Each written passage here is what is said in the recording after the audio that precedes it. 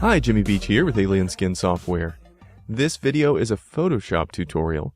There are no plugins involved. Let's take a look at what we're doing. I have two images open in Photoshop CS5. Here is the before shot.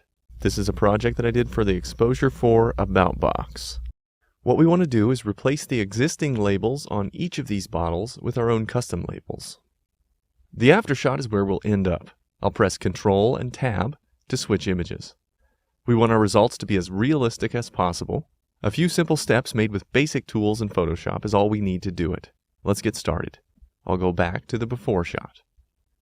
First things first, whenever you make changes to an image in Photoshop, duplicate the background layer as step 1. I'll press Command or Ctrl J. I need to remove the old titles before I can replace them with new ones. I'll choose one of the simpler labels to illustrate. Let's go with the IPA. I'll press Z for the zoom tool and zoom into the area to work on. Let's make a selection. Press L for the lasso tool. I want the polygonal lasso, so I'll press Shift L to cycle through to it. Now, set the feathering, up here, to a few pixels. We want the selection to blend in unnoticeably, and a feathered edge will help. The polygonal lasso tool adds a new corner to the selection boundary each time you click. When you're in this tool, press the Delete key to undo one of your points.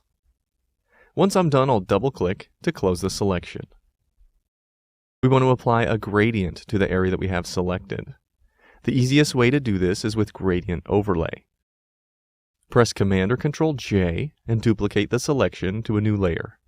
I'll rename it IPA Mask. Gradient Overlay applies to the entire layer. Let me show you what this means. If we duplicate the entire layer and apply a gradient overlay, it looks like this. Now let's duplicate that again and mask off an area. It looks the same. This is because the gradient applies from one edge of the layer to the other. It has nothing to do with the mask. Now let's apply the same gradient overlay to the IPA mask layer. I'll right-click on the layer and choose Copy Layer Style. Now choose the IPA mask layer. Right-click and choose Paste Layer Style. And if we use a selection, the gradient overlay fits to the edges of the layer. But we shrunk the layer by making the selection. And this is what we want. I'll shut off those other layers. I need to see the colors from the original for this next step. I'll turn the IPA mask layer's opacity down to 0%. Photoshop added hot text a few releases back. This means you can click and drag on the word opacity, for example, to change the value. It's a little faster than the drop-down slider or by typing a number. Now double-click on the layer in the Layers panel and it will open up the Layer Style dialog. Choose Gradient Overlay.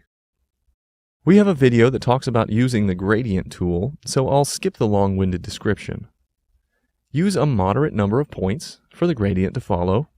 This makes sure that our gradient is as close to the original colors as we can get. You can always remove or adjust the gradient later. Once I'm done, I'll say OK to apply it. And let's turn the layer opacity back up and make the original layer disappear.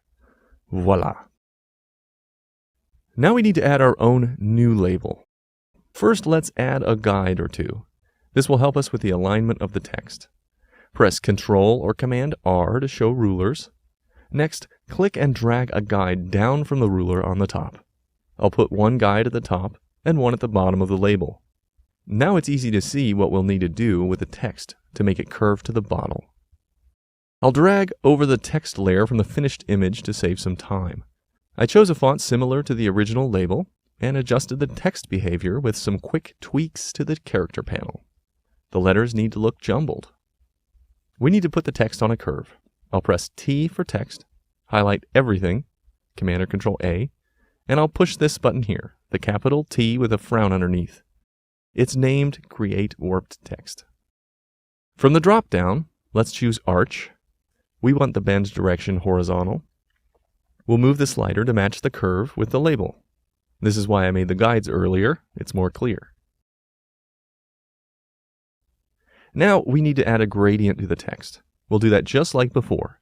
First, shut off the mask layer to reveal the colors of the original label. Turn the opacity of the text layer down to 0%, Double-click on the layer and choose Gradient Overlay.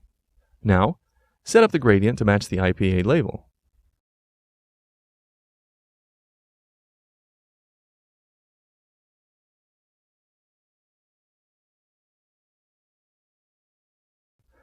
Press OK. Turn the opacity back up and turn on the mask layer. We need a little bit more flare to make this blend in. To do this, I'll make a layer mask on our text layer. There's a button right here on the bottom of the layers panel. I'll push B for the brush tool. With black as my color, I'll paint with a splatter brush around the edges of the text. This will make it look like the original. I can always go back in with white and clean up some of the extra holes later. We're really close. One last touch. Look at the edges of the new text.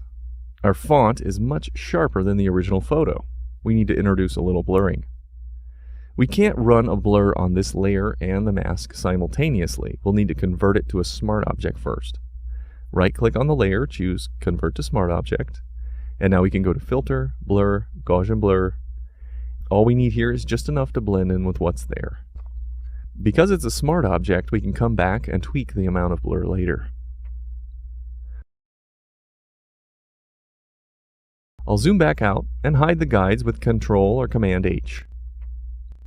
The IPA bottle is done. We'll need to duplicate the process to the remaining bottles with the same steps as before. The bottles with complex backgrounds, like Sam Adams or Sweet Tea, these labels will need to be removed with a clone stamp. And that was all for the text replacement video. This is Jimmy Beach. I'll see you next time.